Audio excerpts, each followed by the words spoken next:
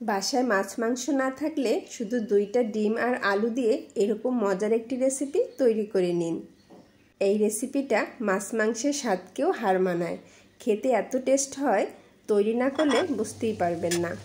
এই তো প্রথমে 2টা আলু সেদ্ধ করে নিয়েছি, এখন এটা গ্রেটারের সাহায্যে গ্রেট করে নিচ্ছি, ভালোভাবে কুচি করে নিচ্ছি। আসলে হাত দিয়েও এটা করা যেত, কিন্তু হাত দিয়ে করলে হয়তো দলা দলা থেকে যেতে পারে, তাই গ্রেটারের সাহায্যে গ্রেট করে নিচ্ছি। আলুগুলো গ্রেট করা হয়ে গেছে, দেখেন কত সুন্দর হয়েছে। এখন আমি একটি বাটি নিয়ে নেব, আর এই বাটির ভিতরে একটা পেঁয়াজ কুচি করে নিয়েছি আর 2-3টা কাঁচামরিচ দিয়েছি কুচি করে।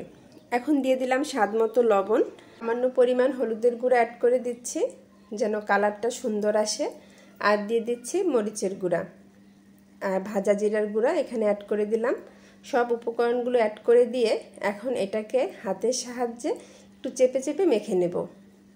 আর এখন আলুগুলো দিয়ে দিচ্ছি, আর এখানে অ্যাড করে দেব বেসন, তাহলে বাইন্ডিংটা খুব ভালো হবে, এজন্য অ্যাড করে দিচ্ছি। এখানে 2 চামচের মতো বেসন দিয়ে দিচ্ছি। আর এই যে এখন ডিমগুলো দিয়ে দিচ্ছি। বাজার থেকে ডিম কিনে আনলে ডিম কিন্তু অনেক সময় নষ্ট থাকে, অবশ্যই দেখে তারপরে দিতে হবে। আর এই তো এখন হাতের সাহায্যে ভালোভাবে মেখে নিচ্ছি। এখানে কিন্তু আমি 2টা ডিমের জন্য 2টা আলু নিয়েছি, আপনারা যদি চান 4টা ডিমের জন্য 4টা আলুও নিতে পারেন, বা একটা ডিমের জন্য একটা আলু দিয়েও কিন্তু তৈরি করা যায়। চুলায় একটি ফ্রাই প্যান বসিয়ে কিছুটা তেল গরম করে নিয়ে এই মিশ্রণগুলো ঢেলে দিচ্ছি ডিম আর আলুটা ভাজার জন্য। আর অবশ্যই খেয়াল রাখতে হবে এটা যেন বেশি পাতলা না হয়ে যায় আর বেশি মোটা না হয়ে যায়। এই তো ঢাকনা দিয়ে ঢেকে দিলাম যেন ভালো মতো হতে পারে। এই তো এখন একটি প্লেটে আমি ঢেলে নিলাম। এটা যদি আমি খুন্তি দিয়ে উঠাতে যাই তাহলে ভেঙে যেতে পারে, তাই প্লেটের সাহায্যে ঢেলে নিয়ে অপর একটি প্লেট দিয়ে আমি উল্টে নিয়েছি। একই তেলে সামান্য পরিমাণ লবণ আর হলুদ দিয়ে আলুগুলোকে ভেজে নেব। এই আলুগুলো না দিয়েও কিন্তু তরকারিটা রান্না করা যেত, কিন্তু আমি যেহেতু আলু পছন্দ করি তাই আলুগুলো দিলাম, আর আলুগুলো কিন্তু খেতেও ভালো লাগবে। এখন আমি গরম মশলাগুলো ভেজে নেব। এখানে ছিল তেজপাতা, দারচিনি, এলাচ, এখানে আমি 2টা করে দিয়েছি, আর দিয়ে দিলাম 2টা পেঁয়াজ কুচি।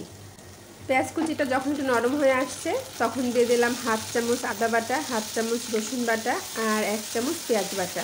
বাটা মশলাগুলো এখন আমি ভেজে নেব। কিছুক্ষণ ভাজার পরে একে একে গুঁড়া মশলাগুলো অ্যাড করে দেব।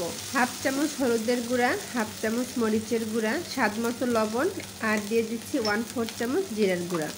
এখন আমি একটু তেলের সাথে এটাকে মিশিয়ে নেব। অবশ্যই খেয়াল রাখতে হবে মশলাটা যেন পুড়ে না যায়। আর এই তো এখন আমি পানি অ্যাড করে মশলাটাকে ভালোভাবে কষিয়ে নিয়েছি। কষানো হয়ে গেলে এর ভেতরে আলুগুলো দিয়ে আলুটাকে ভালোভাবে কষিয়ে নেব। ওদিকে কষাতে দিয়ে এদিকে ডিমটাকে কাটতে চলে এসেছি। এই ডিমটা কিন্তু অবশ্যই ঠান্ডা অবস্থায় কাটতে হবে, গরম অবস্থায় কিন্তু কাটা যাবে না, তাহলে কিন্তু ভেঙে যাবে। এই তো সুন্দর করে ইচ্ছে মতো আমি সাইজ করে নিচ্ছি। আপনারা এটা বড় ছোট যেভাবে পছন্দ সেভাবে করতে পারেন, কিন্তু আমি মাঝারি আকারে নিয়েছি, বেশি বড়ও করিনি আবার বেশি ছোটও করিনি। এদিকে আলুগুলো কষানো হয়ে গেছে, এখন আমি এর ভেতরে পানি অ্যাড করে দেব। এখানে আমি 3 কাপের মতো পানি অ্যাড করে দিয়েছি। দেখি আলুটা একটু শক্ত আছে তাই আরেকটু পানি অ্যাড করে দিলাম। যখনই এরকম পানিটা ফুটে উঠেছে তখনই আমি এই ডিমগুলো দিয়ে দেব। আর এই যে ঢাকনা দিয়ে ঢেকে দিচ্ছি, 3-4টা কাঁচামরিচ দিয়ে দিলাম, সুন্দর একটি ফ্লেভার আসবে। এই তো রান্নাটা কিন্তু আমার হয়ে গেছে।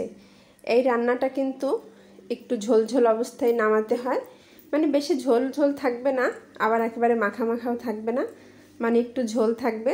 যেহেতু আলু দিয়ে রান্না করেছি কিছুটা ঝোল আলু শুষে নেবে।